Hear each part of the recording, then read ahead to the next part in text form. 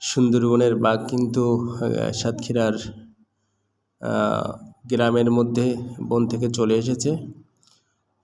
তো বাঘটিকে ধরার জন্য চেষ্টা চালিয়ে যাচ্ছে। বন বিভাগ এই মুহূর্তে চলে আসছে বুলডোজার নিয়ে, কিন্তু বাঘটিকে সরানোর জন্য চেষ্টা করছে। বাঘটি এখন বর্তমান দেখতে পাচ্ছেন যে ধান ক্ষেতের মধ্যে নাজেহাল অবস্থার মধ্যে আছে। হাজার হাজার দর্শক শ্রোতা কিন্তু পাশ দিয়ে দাঁড়িয়ে আছে। এই অবস্থাতে আসলে বাঘটিকে দেখলেই মনে হচ্ছে বারবার পড়ে যাচ্ছে। তো আসলে অনেকক্ষণ ধরে যেহেতু ছোটাছুটি করছে, এজন্য একদিক থেকে দুর্বল হয়ে গিয়েছে। তারপরেও মানুষের একটা ভয় আছে, তো যার কারণে বাঘটি দেখেন বারবার পড়ে যাচ্ছে।